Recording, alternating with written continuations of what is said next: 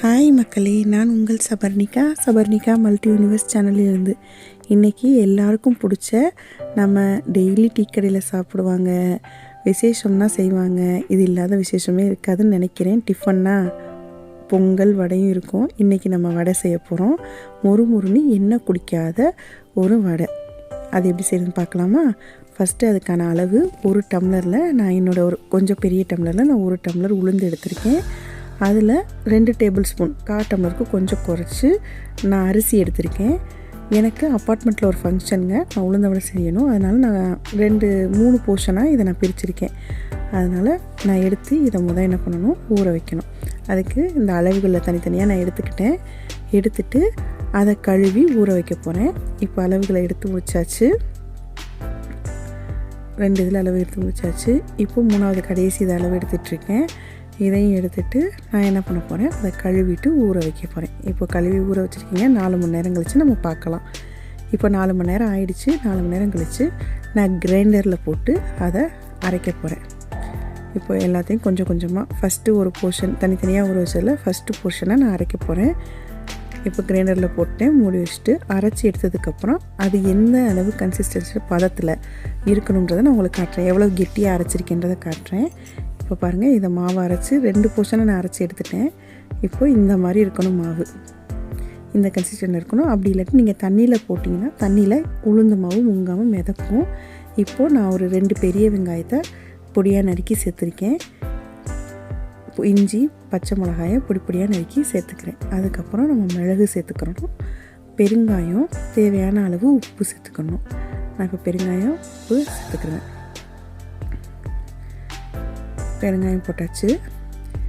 அதுக்கப்புறம் உப்பு, எங்கள் இதில் தூள் உப்பு, டேபிள் சால்ட் இருக்குது. நான் அந்த டேபிள் சால்ட் போடுறேன். கொஞ்சமாக போட்டுட்டு நான் பிசைஞ்சிட்டு அதுக்கப்புறம் நான் தேவைன்னா போட்டுக்குவேன். இப்போ இதை நம்ம என்ன பண்ணணும்னா நல்லா அடித்து பிசைக்கணும். இப்போ பாருங்கள், நான் உங்களுக்கு அந்த சத்தத்தை கேட்குறதுக்காக இது பண்ணியிருக்கேன். இந்த மாதிரி ஒரு 10 நிமிஷத்துக்கு அடித்து நல்லா பிசையணுங்க. பிசைஞ்சிங்கன்னா மட்டும்தான் அந்த வடை உள்ளே அந்த காற்று இது பண்ணுறதுலாம் போயிட்டு நல்லா கொஞ்சம் சாஃப்டாக, உள்ளே சாஃப்டாகவும் வெளில மொறுமொறுன்னு இருக்கும்.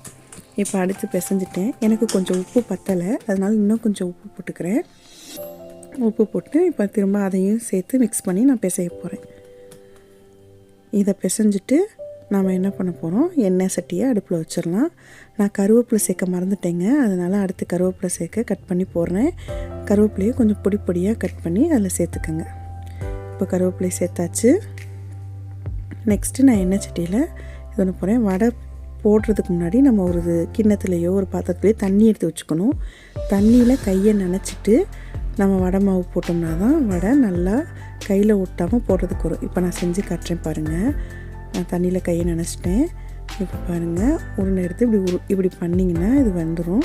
அதில் நடுவில் ஓட்டை போட்டு அப்படியே போட்டுடலாம். இப்போ பாருங்கள், எண்ணெய் கொஞ்சம் சூடானதுனால வேகமாக இது மீடியம் சைஸில் அடுப்பை வச்சுக்கோங்க.